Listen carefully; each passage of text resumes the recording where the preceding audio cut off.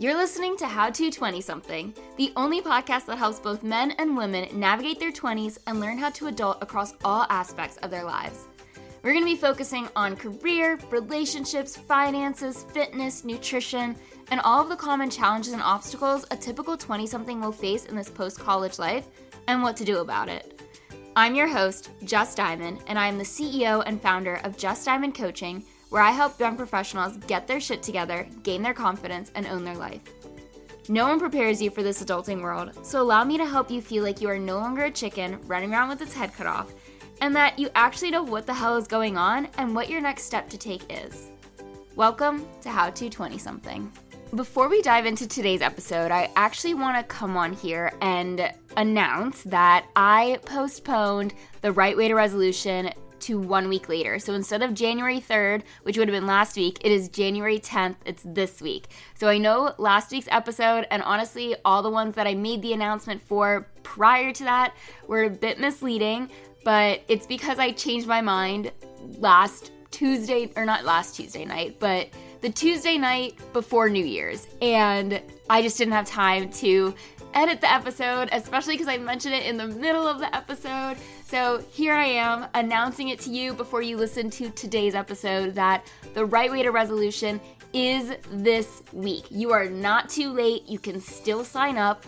All you have to do is go to the show notes and click the link, or go to my website. You go to justdiamondcoaching.com/resolution and get your name put onto the list to receive the link to the Zoom call. But like I said, it's this Wednesday, as in if you're listening to this in real time, it is in 2 days from now. It's still at 7:30 p.m. Eastern, and it is still on Zoom.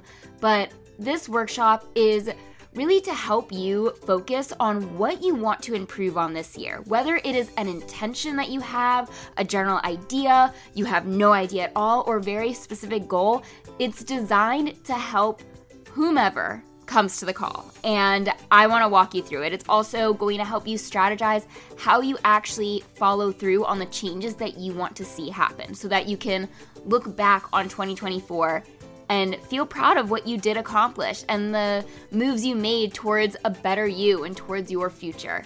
So, like I said, you're not too late. I know in last week's episode I said you were, but you're not. You can go and sign up right now, all the way up until probably like 7 p.m. on Wednesday, January 10th. So, as long as you're listening before then, you're good to go.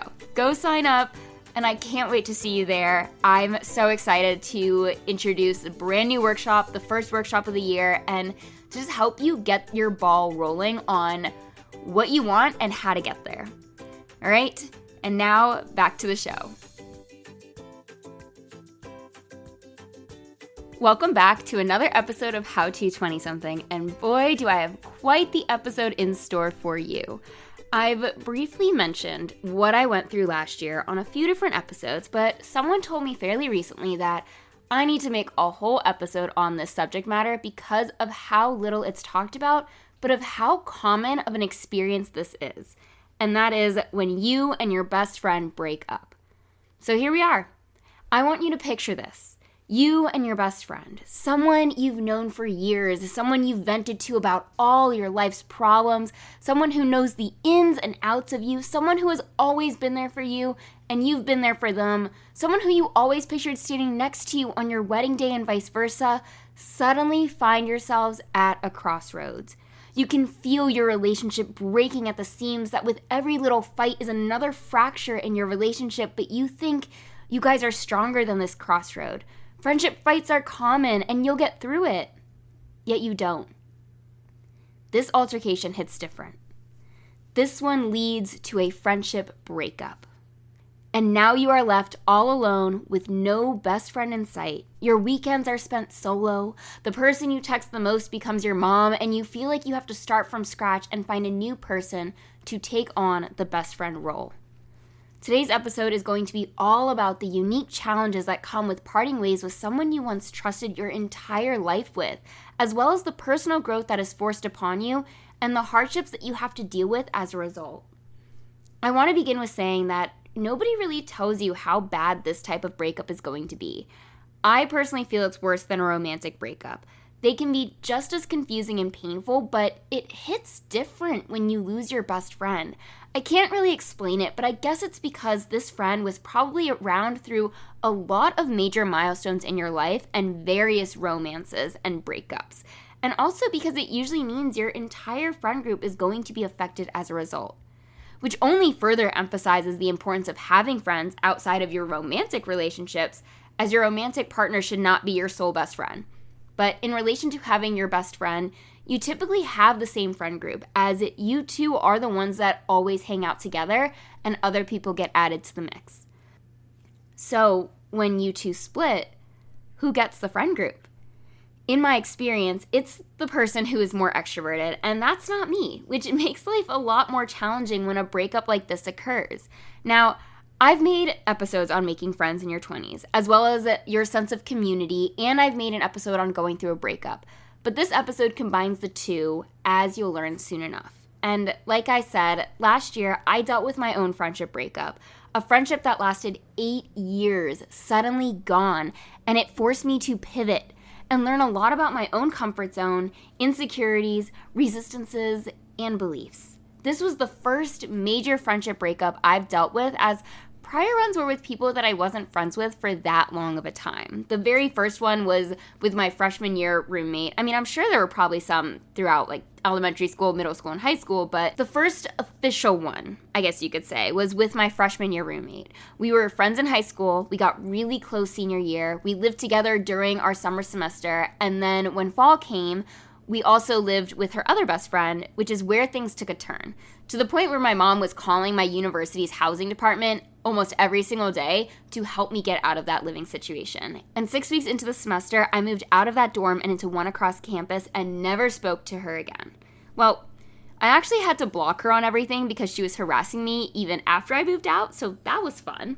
The second one was with a friend I made in college, and by junior year, she essentially moved on from me, which hurt, but I knew a lot of other people at school, so I shifted my friend group and actually ended up meeting some of my closest friends to this day. And the third one is the one from last year, the one that hurt the most because we were friends for so long. We told each other everything, trusted and supported each other with our dreams and business ventures, were there for each other during our long-term relationships and our breakups. And then when I realized our friendship was changing, as in I was feeling excluded with no reasoning for it, I confronted him about it, and let's just say things went from bad to worse to non-existent. In the end, I'm glad he showed his true colors, as I don't want that kind of immaturity and disrespect in my life, but it did result in me losing just about everyone that I originally befriended here in Charlotte because I met them all through him. And this didn't happen all at once. It was a slow dissipation, and it finally became clear about 4 months after this breakup started that every single person who made me feel so loved on my birthday back in March were no longer in my life just a few months later. And you learn, either the easy way or the hard way, but mostly the hard way, that friends are going to continue to change throughout your life, which is fine, as you will find yourself growing apart from those around you as you grow into different phases of your adult life. But a friendship breakup is usually very unexpected, and you feel there are some people who are going to be in your life for forever, until they aren't. And it sucks when it happens. You feel so alone as you no longer have that person you tell everything to. So now you are left with figuring out what to do next. You see, when you're in your 20s, you're going to move around, maybe by choice or with a job. You're going to grow at different rates than your peers. You're going to have a lot of identity shifts, changes in priorities, and differences in opinions. And sometimes friendships don't withstand these changes, and that's okay. It's an unfortunate yet natural part of life. My personal fallout really forced me to look at who I wanted to be friends with. Mainly because I didn't have any friends around for a while, it forced me to ask myself the qualities that I'm looking for in my circle of people, and also realize that none of the people from my now ex-best friends group aligned with my core beliefs and values. Some of them were great people. Others I had nothing in common with, and honestly there was one girl I never even liked. But when you break up with the leader of the pack, you lose everyone, even the people you were the closest to. And that's what happens to a lot of introverts who get adopted and then deserted by an extrovert. Suddenly you are abandoned in the wild, and it is a heartbreaking realization to look around and have no one in your corner. A city that houses thousands of people now feels empty and isolating, and it's on you to figure out what to do next, which, let me tell you, is not an easy adventure. And as we've already established in past episodes, making friends in your 20s is hard, but you're left with two directions when this happens. One being go find your own friends, or two, wallow in self-pity and hide out in your bedroom. And sometimes you need to do the second one temporarily in order to heal and strategize and be able to get to the first one of getting yourself back out there. So let's talk about the shifts that happen within you when you lose your friend group in the city you live in. Your initial reaction might be, is it time to move? And that's a tough one because would moving mean you're running away from your problems? And if that's the case, I hate to break it to you, but it's you. Hi, you're the problem. It's you. We're quoting Taylor Swift here. Meaning, if you move, the chances of finding yourself in a similar situation in the near future is very high. It would be more beneficial and cheaper to stay put, to figure out what you need to work on so this experience doesn't present itself all over again. You might not necessarily be the actual problem, but it could be you are not choosing the right people to be in your life, which is why they end up temporary. And this was a hard pill for me to swallow because I don't have a lot of people in my life who are my ride or dies. I feel like I'm bad at picking good people a lot of times, which I was, emphasis on the past tense there, because I've done the inner work that is needed to know what I'm looking for in a friend. And I do have some good long-term friends in my life, so it's not saying I'm 100% bad at it, but it does lean more into the majority of the times I am not good at picking people. And I have successfully made friends with two specific people here in Charlotte so far who possess some really good friend qualities. I'm not befriending people because they are a certain age or they look like they have fun on the weekends, which was a lesson I only recently learned, which is friends can come in all shapes, sizes, and ages. I am now befriending people because they are driven, responsible, caring. They don't revolve their entire social life around alcohol and can carry deep, meaningful, intellectual conversations. Honestly, it's similar to who I would want to date. This was an interesting realization for me to have, and it really surfaced the day of my speaking event back in November. My coach always tells me to focus on who's in the room versus who isn't. But when you are doing a big milestone moment, you do hope certain people will reach out and congratulate you or support you in some way. And the people who were in the room for me made my heart so happy. The people who reached out to me that day or once the video got released also meant so much to me, and none of those actions went unnoticed.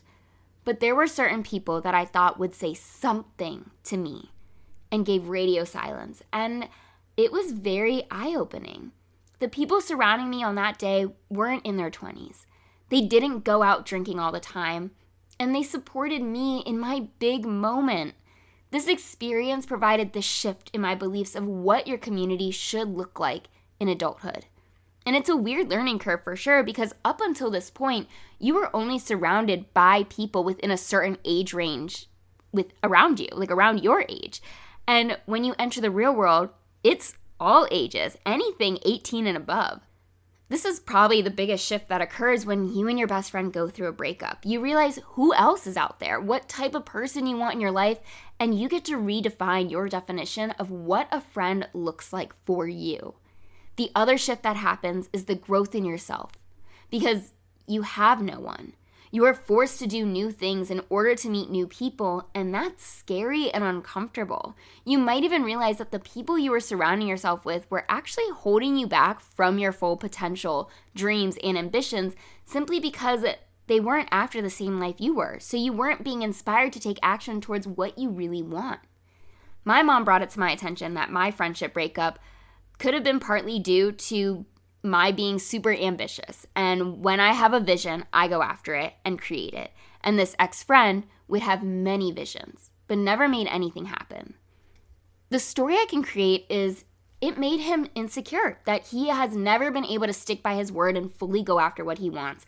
And here I am constantly doing so, which in a way is continuously throwing it in his face. So instead of seeing my ability to do what I set my mind to and trying to learn from it, He turned his back and didn't want to see any of it.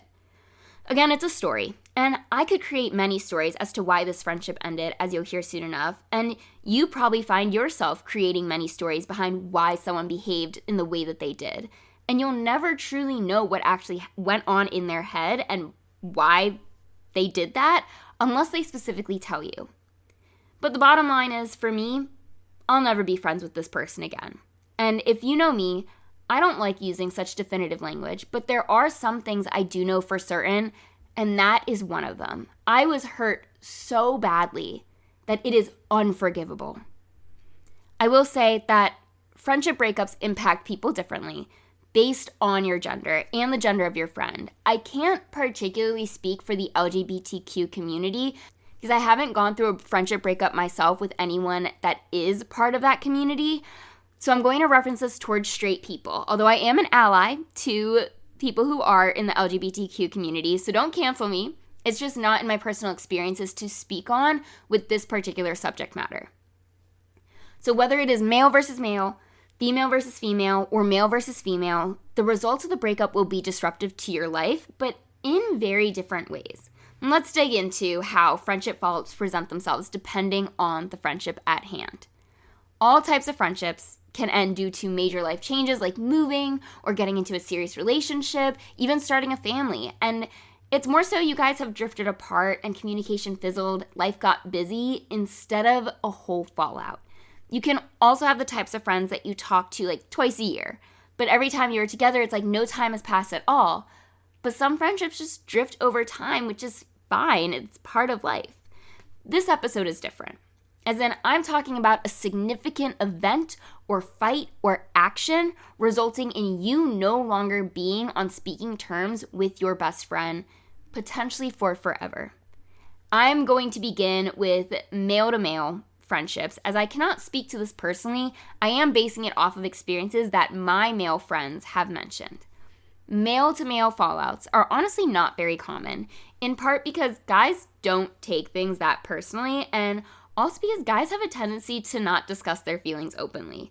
Most guy friendships are action-based, so through shared activities, bonding happens as they participate in these sports or hobbies or even gaming.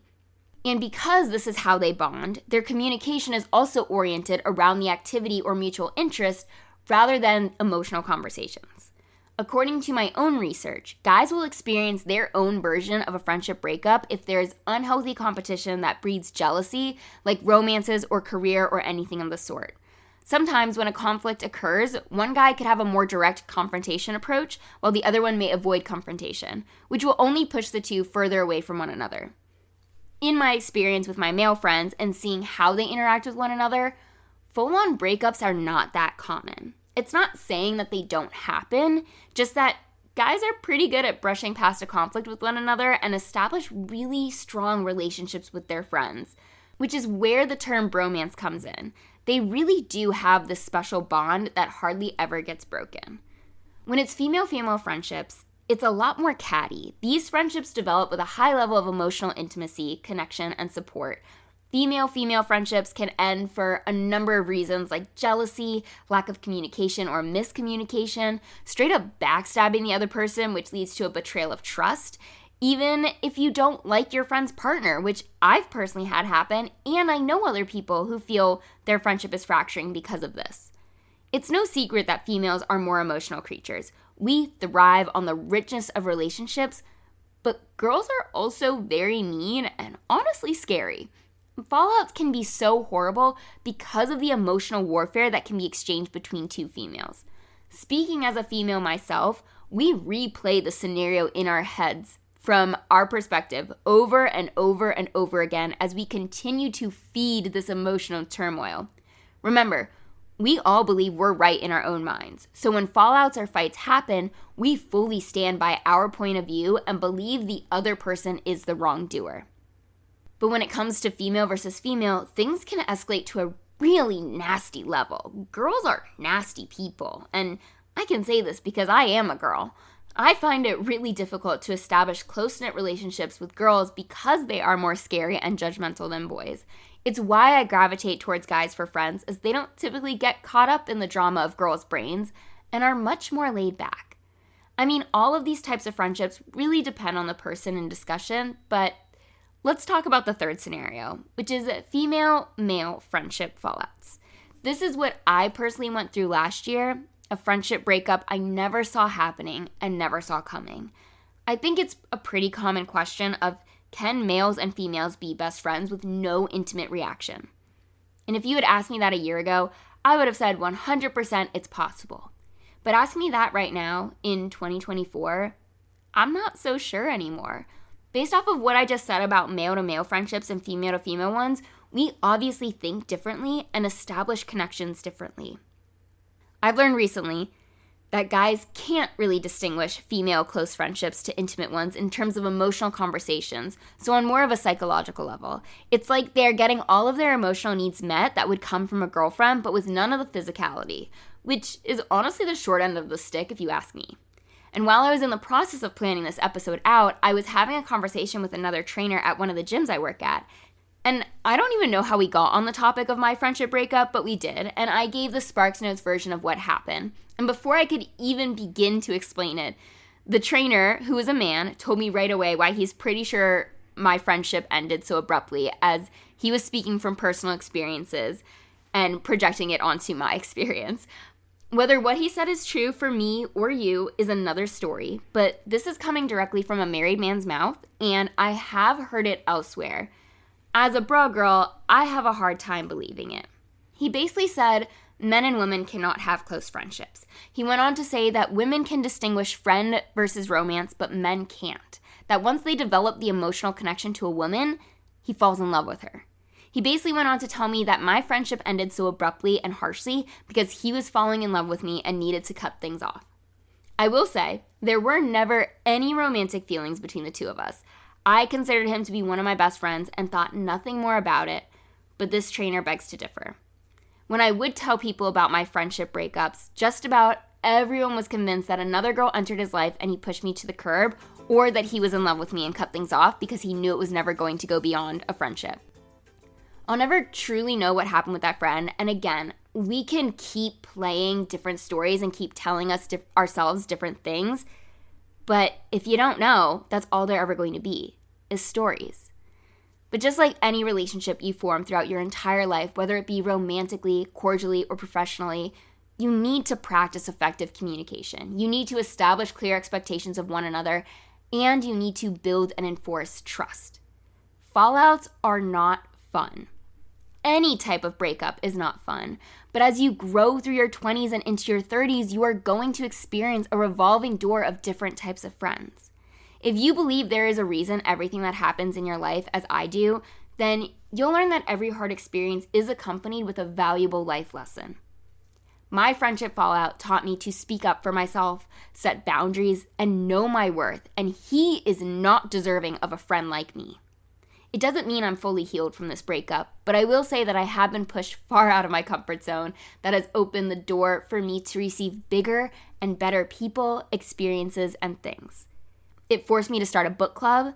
It forced me to reach out to a girl to be friends with. It forced me to go to events by myself and talk to new people every time and get a clear definition of who I do want in my life as my friend.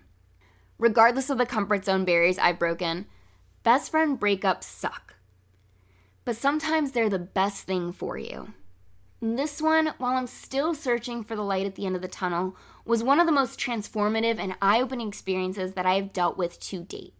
So if you are someone out there listening who recently experienced their own best friend breakup, just know that I am here for you. I got you. I will help you get through this. It's one of the many big life changes that I help young adults navigate. Otherwise, this concludes another episode of How to 20-something. If you liked what you heard, pretty please give me a good rating, share it with a friend, post it on social media, and tag me at coach.jessdiamond when you do. And thank you for listening to another episode of How to 20-something. I can't wait to be in your headphones again next week with another brand new episode.